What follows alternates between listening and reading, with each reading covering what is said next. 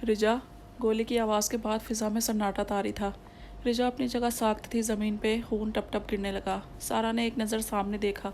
इसके हाथ बंदूक छूट गई। रिजा की सांस भी थम गई। आहत के मुंह से एक चीख बरामद हुई थी। आहत को जैसे ही कुछ समझ आया तो देखा सारा के हाथ से गन नीचे गिर चुकी थी। बाजू से खून बह रहा था। आहत ने पीछे मुड़कर देखा तो अशफाक चाचू के हाथ में गन थी और इसमें से धुआं निकल रहा था। रिजा सारा से दूर हो गई। सारा के बाजू को गोली छू के गुजरी थी। उन्होंने शौक सी कैफियत में अपने शौहर की तरफ देखा जिनकी आंखें लाल थीं और वो कांप रहे थे। इनके पीछे मिरहा, उमर, दादी दादो खड़े थे, सब बेयकीनी से सारा की तरफ देखते हैं तो कभी अशफाक की तरफ। अशफाक तुम। सारा की आंखों से आंसू जारी थे। दर्द की वजह से वह ज़मीन पर बैठती चली गई। उमर और मिरहा माँ की हरकतों पर शर्मिंदा थे, पर माँ तो माँ होती है। मिरहा और उमर का दिल कट गया इन्हें इस हाल में देखकर, पर उन्होंने गुनाह भी तो किया था। आहत से इसके माँ बाप छीन लिए और अब फिर से आहत से इसकी ज़िंदगी छीनने वाली थी। हाँ, मैं कितना बड़ा धोखा दिया तुमने मुझे। सारा मेरे भाई पर डोरे डालती रही और जब उन्होंने नहीं सुनी तो उन्हें मार दिया। मानता हूँ कि इनसे कुछ इख्तलाफात थे मेरे पर, वो मेरे भाई थे। और अब ये सब शर्म आनी चाहिए तुम्हें। मैं कभी सोच भी नहीं सकता था कि तुम इस हद तक गिर जाओगी। अशफाक सारा के सामने खड़े हो गए और इनकी आंखों में आंसू थे। सारा को कुछ समझ नहीं आया। अशफाक, जैसा तुम सोच रहे हो वैसा कुछ भी नहीं है। मैं सच कह रही हूँ। ये अहद मुझे फंसाने की कोशिश कर रहा है। सारा ने अहद की तरफ इशारा करते हुए कहा, जो रिजा को अपने साथ लगाए खड़ा था। आज़ाद तो इन सब में खड़ा हैरान था। बस कर दो सारा, और कितना झूठ बोलोगी। वो अहद ने हम सबको कॉल करके यहाँ बुलाया कि एमरजेंसी है। जब यहाँ आए तो देखा तुम अपने गुनाह कबूल कर रही थी। मुझे तो यकीन ही नहीं आया कि तुम ऐसा भी कुछ कर सकती थी। शर्म आनी चाहिए तुम्हें। अशफाक ने इनसे मुंह मोड़ लिया। सारा के बाजू से खून बह रहा था, पर जो तकलीफ़ इसे अपने शौहर और अपने बच्चों की आंखों में देख के हो रही थी, इन सब की आंखों में बेएतबारी, गुस्सा और पता नहीं क्या क्या था। मिरहा, उमर तुम मेरी बात सुनो। सारा ने रोते हुए दोनों की तरफ देखा। उमर तो जैसे जम चुका था और मिरहा रो रही थी। माँ, मुझे ये उम्मीद नहीं थी आपसे, आपने इतना सब। मिरहा ने रोते हुए कहा। आज़ाद भी सामने खड़ा इसे रोते देख रहा था। इसे पता नहीं क्यों बुरा लग रहा था, हालांकि वो इसे जानता भी नहीं था। मिरहा मेरी बच्ची, मैंने जो किया तुम्हारे लिए किया। सारा ने इसे समझाने की कोशिश की। अच्छा, तो ताया जी और ताई जी को भी मेरे लिए मारा है? पता है मॉम, आपको मुझसे नहीं खुद से गर्ज थी। मैं तो आहद को भुला चुकी थी। यही अपनी किस्मत समझ चुकी थी कि आहद मेरे लिए नहीं रिजा के लिए बना है। ये बात तो मैं ही समझ चुकी थी जब आहद ने सबकी मुखालफत के बावजूद रिजा से शादी की। ये सोचे समझे बिना कि वो देख नहीं सकती, पर मेरी अना ने मुझे पीछे हटने नहीं दिया। फिर डैड ने मुझे नरमी से समझाया तो मैं समझ गई, वरना आप तो मुझे रिजा और आहद के ख़िलाफ़ उकसा ही रही थी। आपने मेरी खुशी की आड़ में आहद से बदला लेना चाहती थी, क्योंकि इसकी शक्ल में आपको ताई जी और ताया जी नज़र आते हैं, इसलिए तो हर मुमकिन हद तक इसे तकलीफ़ देने की कोशिश कर रही थी। मेरा मुंह पर हाथ रख के रोने लगी। इसकी आंखों से आंसू रवा थे। उमर बेटा, तुम तो मेरी बात सुन लो। सारा उमर की तरफ मुड़ी तो उमर जैसे सदमे में था। आहद की तरफ मुड़ा। भाई, मैंने पुलिस को फ़ोन कर दिया है। इन्हें इनके गुनाहों की सज़ा मिलनी चाहिए। मासूम लोगों की ज़िंदगियों के साथ खेला है इन्होंने। उमर की आंख से एक आंसू गाल पे लुढ़क गया। वो अपनी माँ को इस हाल में और नहीं देख सकता था, इसलिए उल्टे कदमों मुड़ गया। उमर, मेरी बात सुनो उमर। सारा पीछे से चिल्लाती रह गई। इतने में पुलिस भी आ गई। गिरफ्तार कर लीजिए इसे ऑफिसर, दादो ने गरजदार आवाज़ में कहा। लेडी कांस्टेबल आई और सारा को अपने साथ लेकर चली गई। सारा चीखती चिल्लाती रह गई। मिरहा धड़ाम से ज़मीन पर गिरी थी। मिरहा, अशफाक ने मिरहा को संभाला। मिरहा जैसे टूट गई थी। आहद और रिजा भी इसके पास बैठे थे। रिजा ने इसके कंधे पे हाथ रखा तो मिरहा इसके गले लग गई कि ज़ोरों शोर से रोने लगी। आई एम सो सॉरी रिजा, ये सब मेरी वजह से हुआ है। मेरी माँ ने तुम्हें इतनी तकलीफ़ दी है, मुझे माफ़ कर दो। मिरहा ने इससे अलग होते हुए हाथ जोड़कर माफ़ी मांगने लगी। नहीं मिरहा, ऐसा मत करो, चलो उठो। रिजा ने मिरहा के हाथ अपने हाथों में लिए। रिजा की आंखें भी सूजी हुई थी। इसके चेहरे पे जगह जगह जख्मों के निशान थे। माथे से भी खून रिस रहा था। मिरहा को इसने उठाया और सब लोग तय खाने से बाहर आ गए। मिरहा कैसी है? दादी अभी अभी मिरहा को सुला के नीचे हॉल में आई थी। आहद ने परेशानी से पूछा। वो काफ़ी रोई जा रही थी, रो रो के हलकान हो चुकी थी। दादी ने इसे नींद की दवा देकर सुला दिया था। अशफाक और उमर दोनों ने खुद को कमरे में बंद कर दिया था। दोनों की दिमागी कंडीशन बहुत ख़राब थी। काफ़ी तनाव सा था घर में। दादो भी कमरे में चले गए। अचानक इतना सब का होना इन्हें समझ नहीं आ रहा था कि सबको संभाले कैसे। दादी भी बहुत परेशान थी। रिजा को आहद के कमरे में छोड़ आया था। आहद, मैं भी चलता हूँ, और जो कुछ भी मैंने किया तुम्हारे साथ या रिजा के साथ, मुझे माफ़ कर देना प्लीज़। आज़ाद ने इसके सामने हाथ जोड़े। आहद ने इसके हाथ पकड़ लिए। नहीं यार, ऐसा मत करो, मैं तुम्हें माफ़ कर चुका हूँ, और वैसे भी दोस्त एक दूसरे के सामने हाथ जोड़ते अच्छे नहीं लगते। आहद ने मुस्कुरा के कहा। तो आज़ाद के चेहरे पे भी मुस्कान आ गई। आज़ाद आहद के गले लग गया। आहद ने इसकी पीठ तपतपाई। Take care. आज़ाद ये कहता बाहर निकल गया। आहद कमरे में दाखिल हुआ तो देखा रिजा शीशे के सामने खड़ी अपने चेहरे के जख्मों पे मरहम रख रही थी। रिजा की सिसकी निकली। आहद इसकी तरफ बढ़ा, इसके हाथ से दवा ले ली और इसे अपनी तरफ मोड़ लिया। इसे कमर से पकड़ के ड्रेसिंग टेबल पर बिठा दिया। खुद इसके सामने खड़ा हो गया। ज़्यादा दर्द हो रहा है? आहद ने नरमी से दवा लगाते हुए पूछा। रिजा के चेहरे पे हल्की सी मुस्कुराहट आ गई।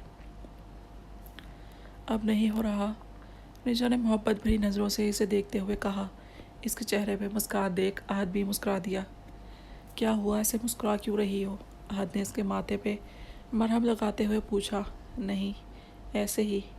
क्यों, मैं मुस्कुरा नहीं सकती क्या? बिल्कुल मुस्कुरा सकती हो, पर मुझे भी वजह बताओ, मैं भी मुस्कुरा दूँ।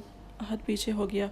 इसका हाथ हाथों में ले लिया। मैं बहुत खुश हूँ आहद कि मुझे तुम जैसा जीवन साथी मिला। थैंक यू मेरी ज़िंदगी में आने के लिए, मुझे मेरी कमियों समेत कबूल करने के लिए। रिजा की आंखों में नमी आ गई। आहद ने इस अपने हाथों में मुकीद रिजा के हाथों को होंठों से लगाया। रिजा, तुम मेरी ज़िंदगी में आई हो। तुमने मुझे जीने का असली मतलब सिखाया है, और आई एम सो सॉरी मेरी जानम। मेरी वजह से कितनी अजियतें, कितनी मुश्किलें तुम्हें बर्दाश्त करनी पड़ी हैं। आहद ने इसके आंसू को अंगूठे से साफ़ किया। नहीं आहद, ऐसा मत बोलिए। रिजा झटके से खड़ी हुई और इसके सीने से लग गई। आहद ने इसकी कमर के गिर्द बाजू लपेट लिए। अच्छा, अब तो बोल दो, आहद ने अचानक से कहा। तो रिजा ने इससे अलग होते हुए सवालिया नज़रों से इसकी तरफ देखा। क्या? अरे मोहब्बत का इजहार। आहद ने दांतों तले लब दबाते हंसी कंट्रोल करने की कोशिश की। आहद, सुधर जाओ तुम। रिजा ने इसके सीने पर हल्का सा थप्पड़ मारा। आहद हंस पड़ा और फिर से खींचकर इसे अपने सीने से लगा लिया। 6 महीने बाद। यार रिजा, कहाँ हैं मेरे कपड़े? रिजा को आवाज़ लगाई जो नीचे हॉल में जा रही थी। रिजा दांत पीस के रह गई क्योंकि घर में शादी का माहौल था, सब बहुत बिजी थे। रिजा मेहमानों को अटेंड कर रही थी। पास बैठी एक खातून बोल पड़ी। बेटा जाओ, तुम्हारे शौहर को तुम्हारी ज़रूरत है। इनकी बात पर रिजा ने ज़बरदस्ती मुस्कान चेहरे पर सजा ली। रिजा बहुत गुस्से में थी। हाल में मौजूद सब लोग इसे मायने खेज नज़रों से देख रहे थे। आहद, क्या? रिजा ने जैसे ही दरवाज़ा गुस्से से खोला, इसकी बात आधी ही रह गई। सामने आहद फुल तैयार हाथों में फूलों का बुके लिए घुटने के बल बैठा हुआ था। रिजा को समझ ही नहीं आ रहा था वो क्या बोले। ये सब आहद। रिजा ने फूलों का बुके लेते हुए हैरानगी से कहा। तो आहद मुस्कुराते हुए खड़ा हुआ। हाँ ना जानम, तुम्हें देखना जो था। तुम तैयार तो हो गई, पर मैं देख ही नहीं पाया तुम्हें। कितनी हसीन लग रही हैं आप मिसेस आहद। आहद ने इसे सर से पैर तक देखा। रिजा नेवी ब्लू कलर और गोल्डन कलर की साड़ी में मलबूस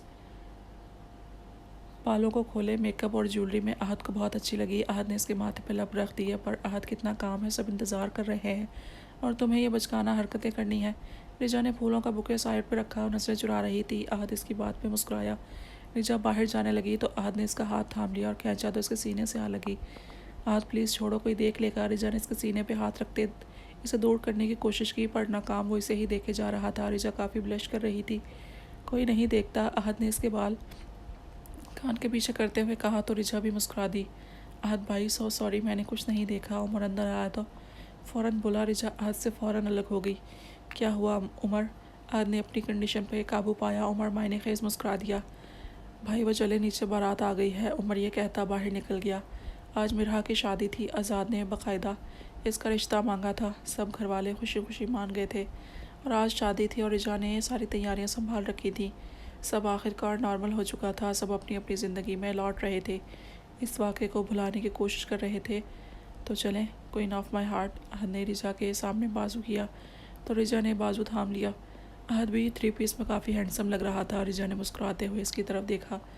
इससे अहद जैसा खूबरू आज तक कोई नहीं दिखा था।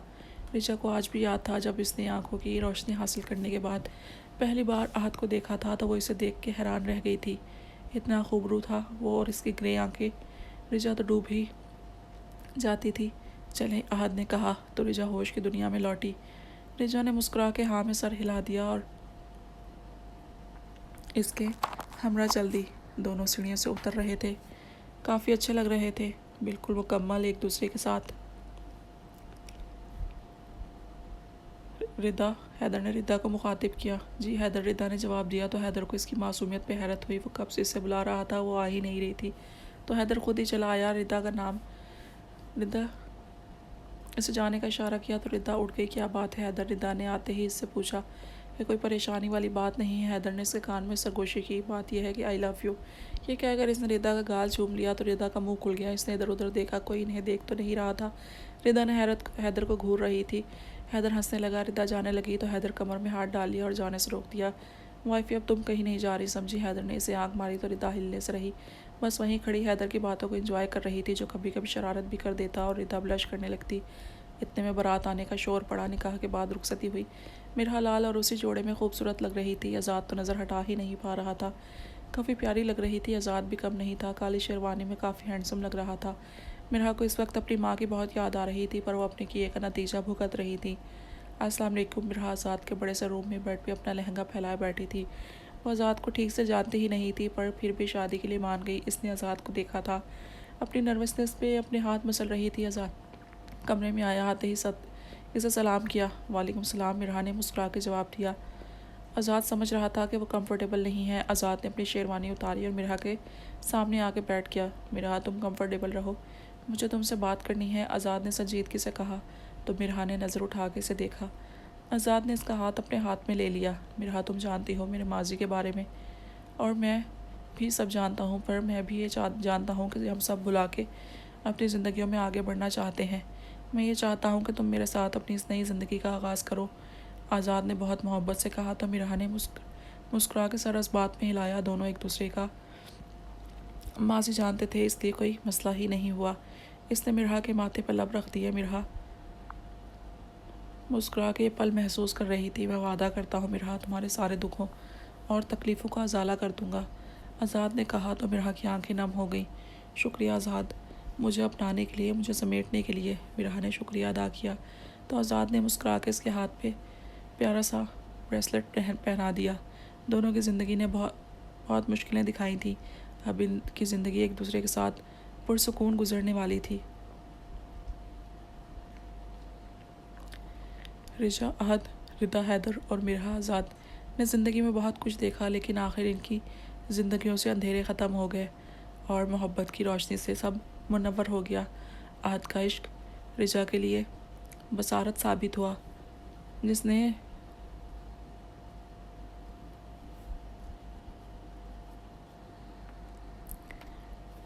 रिजा की ज़िंदगी के हर लम्हे में एक मजबूत साथ होने का एहसास दिलवाया है। अब खुशियाँ इनके दर पर मौजूद थीं।